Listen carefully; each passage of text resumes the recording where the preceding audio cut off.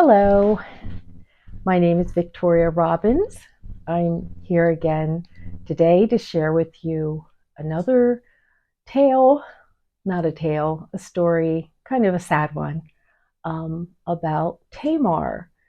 Um, she was the only daughter of King David. She was very beautiful, and unfortunately, her life was sad, and um, it parallels quite a bit with Proverbs 18.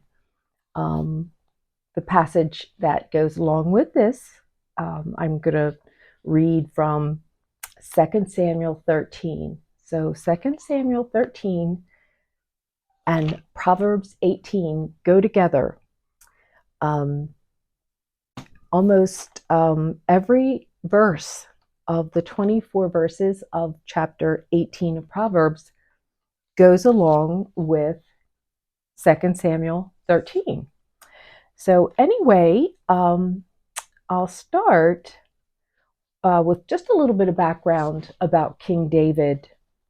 He, of course, committed a terrible trespass with his affair with Bathsheba, and because of it, God forgave him, but there would be consequences. And that's how it is with sin. Even though God forgives us, many times we will still suffer the consequences. And 2 Samuel 12:11, thus saith the Lord, behold, I will raise up evil against thee out of thine own house. And that is what happened starting in 2 Samuel 13:1. And this is about Amnon. He is the oldest son of King David, and he was born of Ahinoam, who I believe was probably the second wife of David. Michal was his first wife, and I don't believe that she ever had any children. So anyway, I'll start to read in 2 Samuel 13. And it came to pass after this that Absalom, the son of David, had a fair sister whose name was Tamar. And Amnon, the son of David, loved her. And just to back up a little bit, Absalom was, I believe, the third son of David. His his mother was a princess of the king of Geshur. And as I understand, I believe they were kind of dark-haired people, very hot-blooded. Anyway, we do know that Absalom was quite a specimen of a man. It says that he was perfect from head to toe. So, a little surprise that his sister Tamar was just as beautiful as Absalom was handsome. But anyway, Amnon, the oldest son of David, it says in verse 2, was so vexed that he fell sick for his sister Tamar, for she was a virgin, and Amnon thought it hard for him to do anything to her. And of course, he shouldn't do anything to her because she is his sister. Anyway, that'll go along with Proverbs 18:1. And I'll just read it from my notes. I guess it's a little easier. Through desire, I'm going to say unhealthy desire for his sister, a man, having separated himself, seeketh and intermeddleth, and that is quarrels with wisdom. Verse 2, a fool hath no delight in understanding that this is sin, but that his heart may discover itself. Sounds very self-centered and narcissistic to me. Anyway, back to 2 Samuel 13:3. But Amnon had a friend whose name was Jonadab. Jonadab was the son of Shimeah, David's brother. And Jonadab was a very subtle man, very crafty. And just to tell you a little background about David's brother, um, David was the eighth son of Jesse, and the three older brothers, particularly names that God said he wasn't choosing this one, he doesn't choose the next one, he doesn't choose the next one, because God, contrary to man, looks on the heart. Man looks on the outward appearance, but God looks on the heart. And God knew that none of these tall, good-looking guys belonging to Jesse were the right ones for the king of Israel after King Saul. And it's kind of humorous that Samuel is there with the anointing oil to anoint the next king of Israel, and he'd called Jesse to gather his sons because he's going to anoint the next king.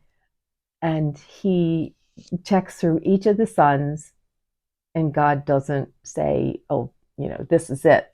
So he goes over them all again, and he goes, Jesse, do you have any more sons? And then Jesse says, oh, yes, there's David out there in the field with the sheep. So he said, we're not going to sit down until you call him. So then when Samuel sees David coming, God tells him that's the one. So anyway, this guy Jonadab is the son of the third brother, the third oldest son of Jesse, who was passed over for kingship. So I think that's where this seed of discontent comes from. Anyway, so he is the cousin of Amnon. So anyway, going along, Proverbs 18:3 goes along with it. When the wicked cometh, and that's Jonadab, then cometh also contempt and ignominy, reproach. The words of a man's mouth are as deep waters. So Jonadab had to be pretty bright because he sees that Amnon is unhappy about something. Anyway, so verse 4 of 2 Samuel 13, and Jonadab asked him, why are you, being the king's son, lean from day to day? Wilt thou not let me know? And Amnon told him, I am in love with Tamar, my brother Absalom's sister. He should have said, I'm in lust with her, because he's just infatuated with her beauty. And he knows that it's forbidden. She's a sister, half sister. She is the full sister of Absalom. So Absalom and Tamar have the same parents, David and this princess of Geshur. Anyway, back to Proverbs 18:5. It is not good to accept the person of the wicked, to overthrow the righteous, albeit foolish, Amnon, in judgment. So, back to 2 Samuel 13:5, and Jonadab said to him, okay, I'll tell you what to do. Lay down in your bed, pretend you're sick, and when your father David comes to see you, say to him, I pray thee, let my sister Tamar come to cheer me up, and let her give me meat, and let her dress it in my sight, that I may see it and eat at her hand. So Absalom lay down and made himself sick, And when the king came to see him, Amnon said, I pray thee, let Tamar my sister come and make a couple of cakes in my sight, that I might eat at her hand. So David, suspecting nothing, sent home to Tamar, verse 7, saying, Go now to thy brother Amnon's house and cook some food for him. So, verse 8, so Tamar, obedient daughter that she is, went to her brother Amnon's house, and he laid down, and she took flour and kneaded it, and she made some cakes in his sight and did bake them. And verse 9, she took a pan and poured them out before him, but he refused to eat them. And Amnon said to all the men around him, he said, Have all men out from me. And they all left, every man that all the servants that he had, they all went out from him. And the plot is thickening, and poor Tamar does not realize this at all. I think she's very naive and very unsuspecting. And then verse 10, Amnon said to Tamar, Bring the food into the bedroom, that I may eat of thine hand.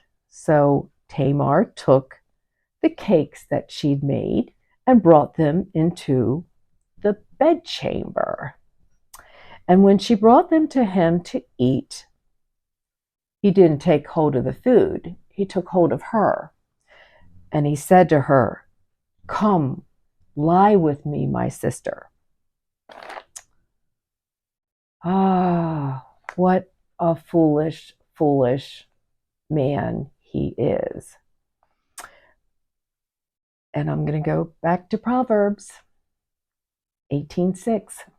A fool's lips enter into contention, and his mouth calleth for strokes. If his father had been there, he might have slapped him. Anyway, verse 7, a fool's mouth is his destruction, and his lips are a snare to his soul. So if he had not told the conniving Jonadab what his problem was, he wouldn't be in this predicament right now. Anyway, back to Tamar in 2 Samuel, verse 12 of chapter 18. And she answered him. Tamar says, No, my brother, do not do this. Do not force me, for no such thing ought to be done in Israel. Do not do this folly. And where shall I cause my shame to go? And as for thee, thou shalt be as one of the fools in Israel. Now therefore, I pray thee, speak to the king. He won't withhold me from thee. She doesn't say, our father. That makes it sound more ridiculous. But I think she's trying to buy time here. And she's trying to reason with him. We go right back to Proverbs 18:23. The poor use entreaties, but the rich answer roughly. So Tamar is the poor one in this situation, and Amnon has the upper hand. Anyway, howbeit, he would not hearken unto her voice, but being stronger than her, forced her and lay with her. And the deed is done. And it's just it's a horror to think of it, because, I mean, what did he think was going to happen after he did this? And I don't think he did think. I think that was a lot of the problem. Anyway, Proverbs 18 again, verse 11, the rich man's wealth is his strong city. Apparently, Amnon had enough money that he didn't have to work. He could lay around the house being sick and talk for hours to Jonadab. And he had servants, and he didn't have to worry about working. So his wealth was his strong tower, his strong city, and a high wall is its own conceit. I think he was too conceited to think about what he was doing to his sister, how he was destroying her life. In verse 12, before destruction, the heart of a man is haughty. Well, anyway, verse 15, back to the story. Then afterwards, Amnon hated her exceedingly. That's pretty strong language. So that the hatred wherewith he hated her was greater than the love wherewith he had loved her. And Amnon said to her, arise, get up off the bed where I just threw you, and be gone. And I'm going to interject the only verse from a different chapter of Proverbs 20:17. It says, bread of deceit is sweet to a man, but afterwards his mouth shall be filled with gravel. So the way that he turned on her after he fancied himself madly in love just shows you that he was madly in lust with her, not in love with her, because true love would not harm someone like that. True love would wait. But he just saw what he wanted, lust of the eyes. He took the forbidden fruit and enjoyed himself, and then he's done with her and wants to throw her away like a rumpled candy wrapper.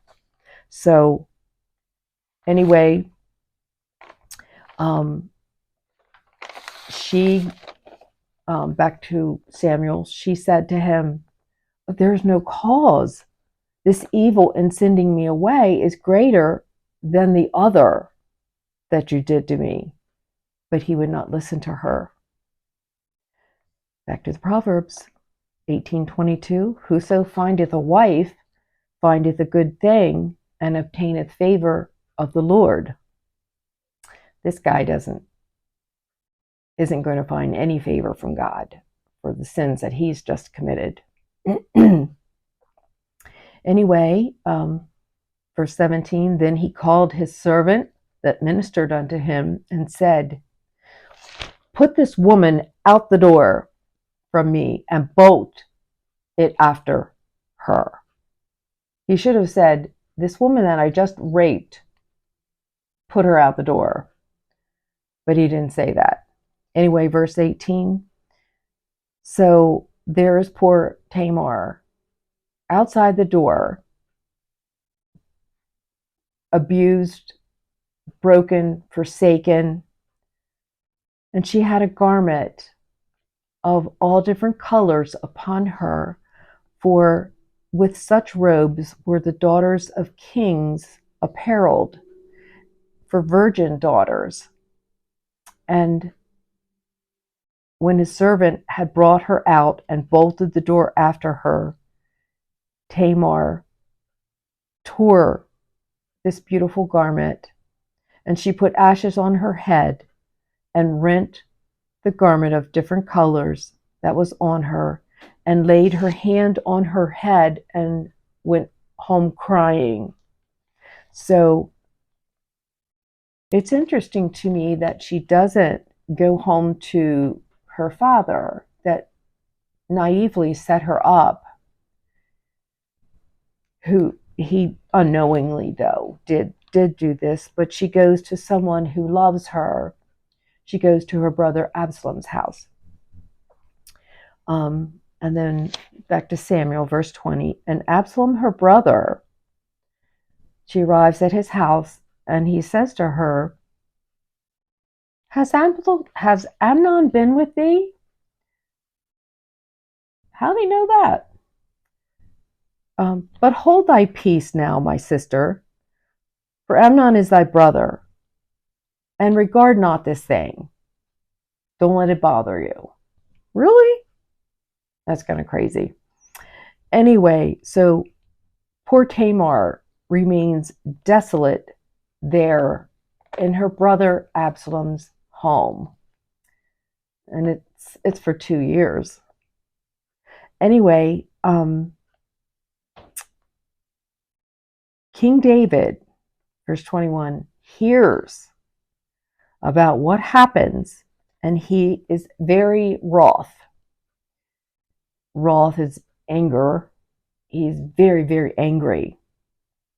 And I think here he falls into the sin of Eli. Eli was the priest that would not reprimand his sons. And knowing what we know about David's affair with Bathsheba, the guilt that he is harboring doesn't allow him to go to a son who's just molested his daughter and say, son, you shouldn't have done that. Because his son could point his finger at David and say, Dad, you shouldn't have done what you did. So David contains his anger and he doesn't do anything about it. Anyway,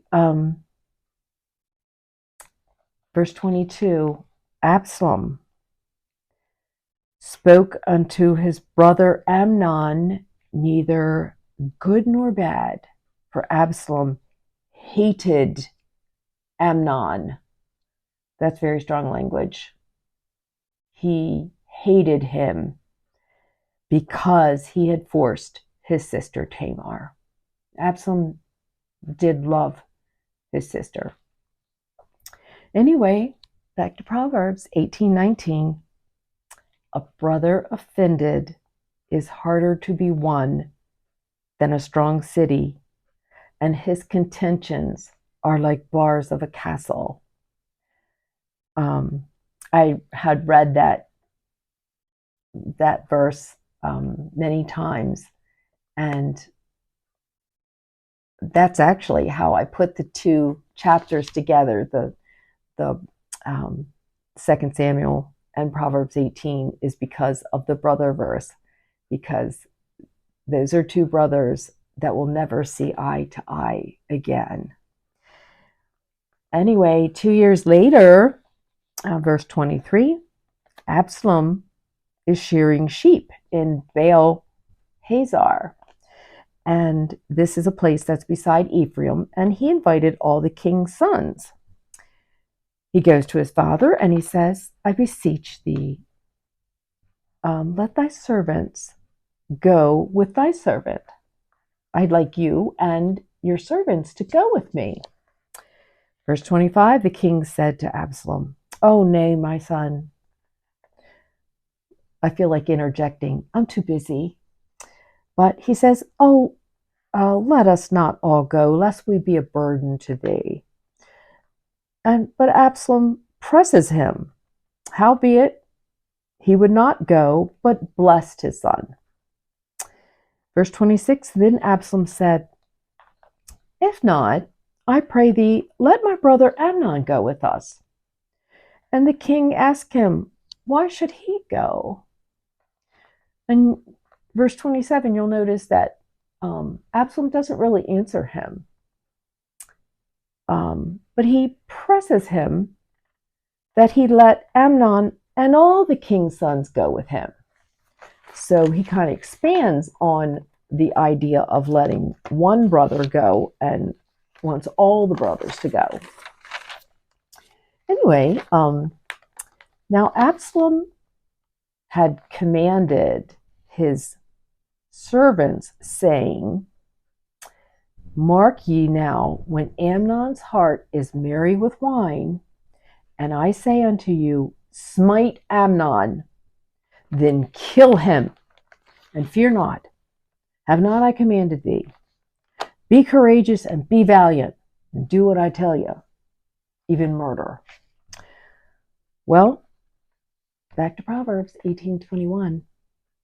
Death and life are in the power of the tongue, and they that love it shall eat the fruit thereof.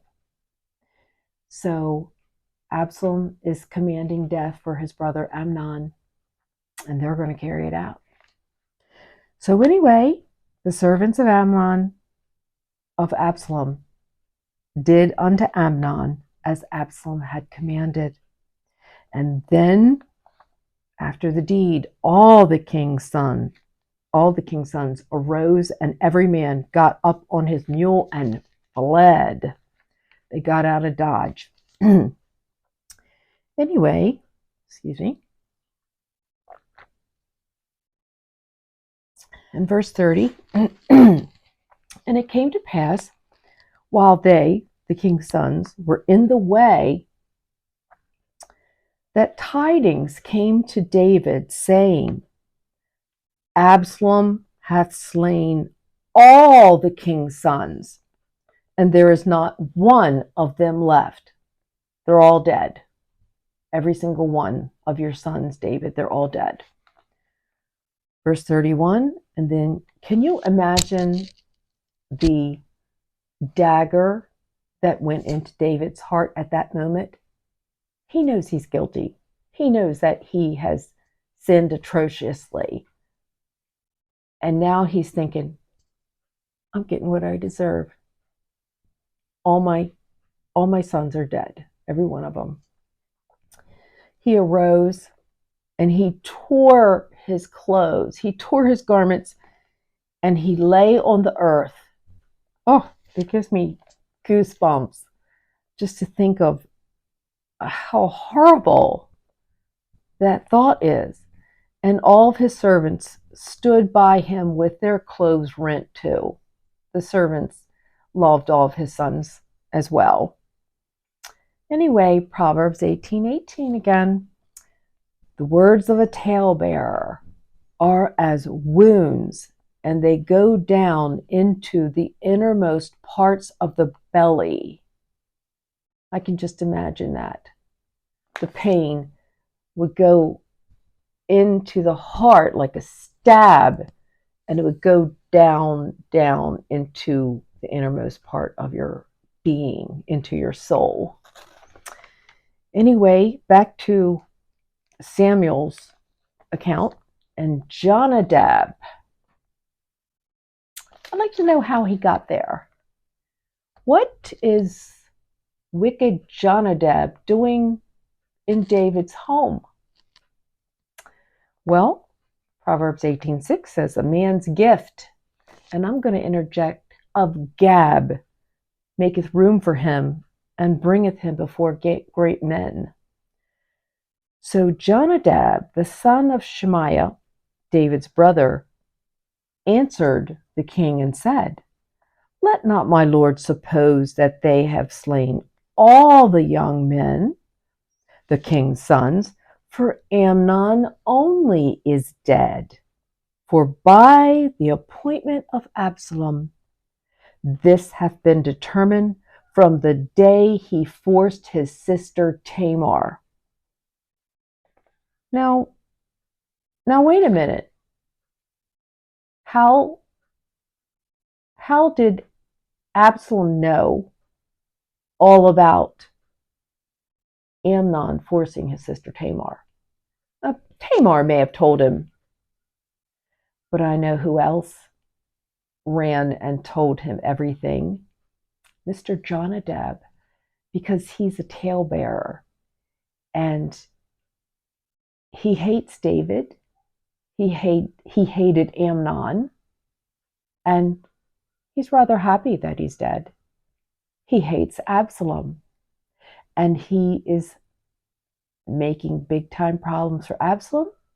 And the fact that he let David think that all of his children were dead, all his sons. I mean, he only has the one daughter left, Tamar. But for David, we watched him tear his clothes. He watched him lay down on the earth, on the ground, on the floor, prostrate in grief and agony, probably crying his heart out. And all the servants, he's just watching them in enjoyment because he set them all up. Anyway, he says, verse 33, that this has been appointed by Absalom, verse 32. It's been determined since the day he forced his sister Tamar. Now, therefore, let not my lord the king take this thing to heart. Are you kidding me? To think that all the king's sons are dead, for Amnon only is dead. Second time he said that. But Absalom fled, and the young man that kept the watch lifted up his eyes and looked, and behold, there came much people by the way of the hillside behind him, from behind. And Jonadab said to the king, behold, the king's sons come. As thy servant has said, so it is. I told you so. As soon as he'd finished speaking, behold, the king's sons came and lifted up their voices and wept. And the king also and all the servants wept very sore. But Absalom fled and went to Talmai, the son of Ammihud, king of Geshur, his grandfather, his maternal grandfather, his mother's father. And David mourned for his son every day. So Absalom fled and went to Geshur and was there 3 years. And the soul of King David longed to go forth to Absalom, for he was comforted concerning Amnon, seeing that he was dead. So David knew that, according to the Old Testament, Amnon should have suffered quite a punishment, and even death, for what he did to his sister. But he got a slap on the wrist. But then Absalom has taken care of the problem, and he killed his brother and took care of the reprimanding that David didn't do. So anyway, where does that leave poor Tamar? I think of her and I think, what a rotten deal she got, because she was obedient. She did what her father told her to do. When he told her to go to her brother's house and make food and, cheer her brother up, she did do that. And she was there, 2 years after Amnon was killed. It doesn't say that she visited her father or that her father visited her. And I have to think the guilt factor was large there for David. Anyway, and then after her brother leaves, her brother Absalom, who loved her, after he leaves, he goes for 3 years to their grandfather. It's her grandfather too.